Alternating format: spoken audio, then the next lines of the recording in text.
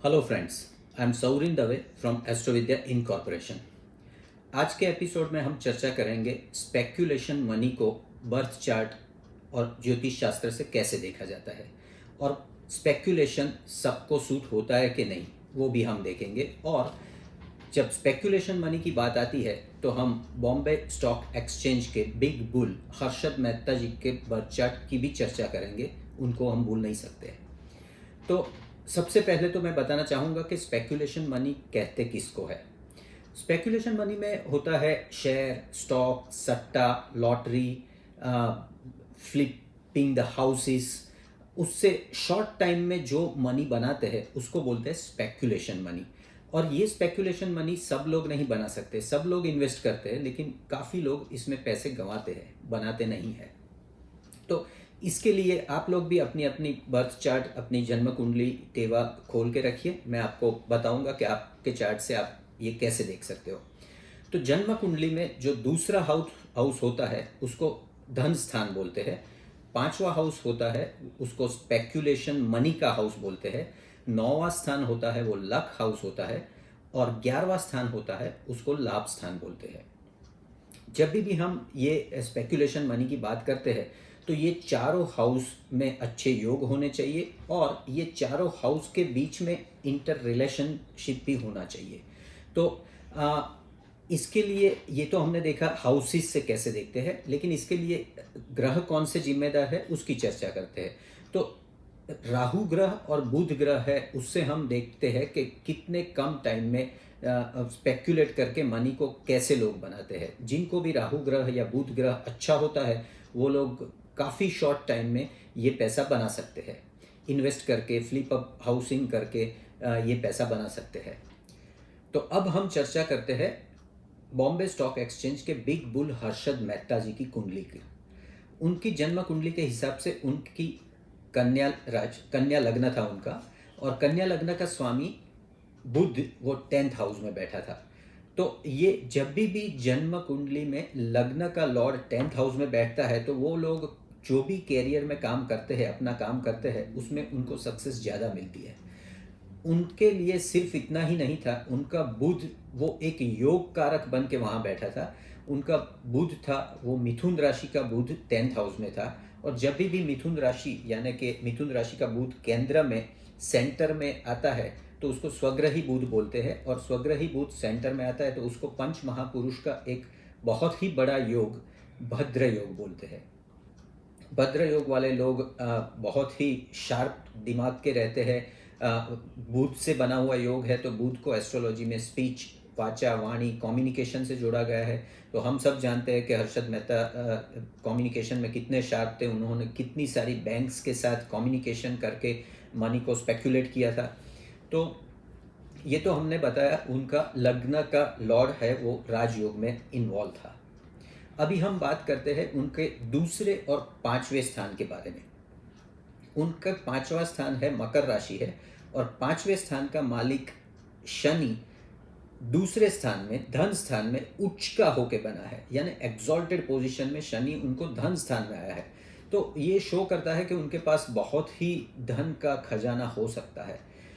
क्योंकि उनका Shani speculation house से जुड़ा हुआ था तो वो भी शो करता है कि उनको स्पेक्यूलेशन मनी ही इन्वॉल्व है उसमें। और उनके लक हाउस है, लक हाउस का मालिक बनता है शुक्र, और वो 12वें स्थान में बैठा है, और वो लाभ स्थान के हाउस में बैठा है। यानी आप देखो तो उनका दूसरा स्थान, पांचवा स्थान, 9वां लक स्थान और 11वां लाभ स्थान, ये चारों के बीच में बहुत ही बड़ा रिलेशन हुआ, और उसमें भी धन स्थान में उच्च का शनि आ गया। तो ये श्योरिटी देता है बर्थ चार्ट में कि उनके पास बहुत ही बड़ा पैसा आएगा। अभी उनके पास कब पैसा आएगा ये भी हम इसकी भी चर्चा करेंगे, लेकिन इसके बाद हम और एक चर्चा करेंगे कि उनके हाउस में एक, जैसे अच्छा योग था तो हर एक चार्ट में खराब योग भी होता है, तो उनके चार्ट में भी एक खराब योग था। उनके चार्ट में राहु और केतु दोनों नीच के थे, और राहु 4th हाउस में और केतु 10th हाउस में था। और उसको बोलते हैं, एक काल सर्प दोष बोलते हैं, और वो होता है शंखपल काल सर्प दोष। और उनका केतु है वो गुरु के साथ जुड़ गया था, यानी गुरु और केतु एक चांडाल योग भी बनता है। और उनका जहाँ राहु था उसके साथ मंगल भी था, तो राहु और मंगल वो एक अंगारक योग बनता है, और ऐसे लोग वेरी शॉर्ट टेम्पर्ड भी रहते हैं, और ऐसे लोग ज़्यादातर किसी का नहीं सुनते, वो जो सोचते हैं वो ही करते हैं। तो ये हमने सारा डिस्कस किया। अब हम डिस्कस करते हैं कि हर्षद मेहता जी ने सबसे ज़्यादा पैसा कब कमाया था। तो उनकी बुध की महादशा शुरू हुई 1973 से लेके 1990 तक।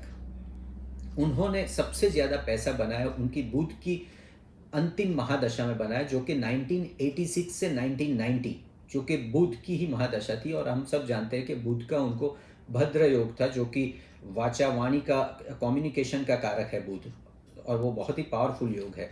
तो वो महादशा में ही उन्होंने सबसे ज़्यादा पैसा बनाया, बहुत सारी बैंक से उन्होंने पैसा लिया, और उनका एक खजाना बन गया पैसों का। और 1990 से उनकी केतु की महादशा चालू हो गई। मैंने अभी बताया कि केतु उनका नीच का था, राहु केतु का कालसर्प दोष था, शंखपल कालसर्प दोष था, और केतु गुरु के साथ था।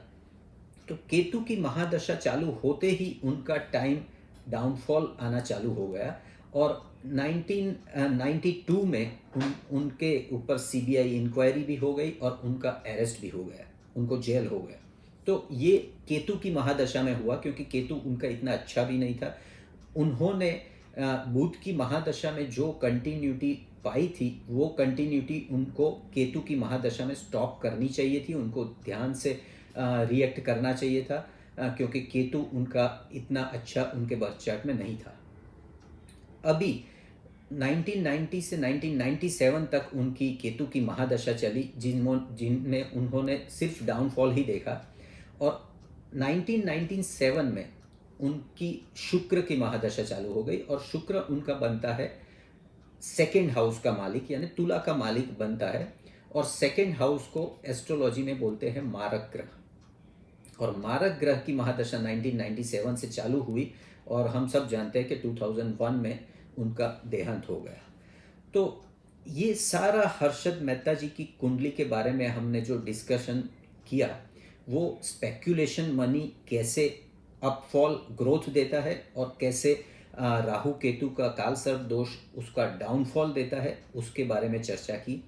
आप लोग भी अपने अपने चार्ट में देखना, आप लोगों को भी स्पेक्यूलेशन मनी का योग कैसा है वो आप खुद अपने चार्ट से इसी वीडियो के माध्यम से देख सकते हैं।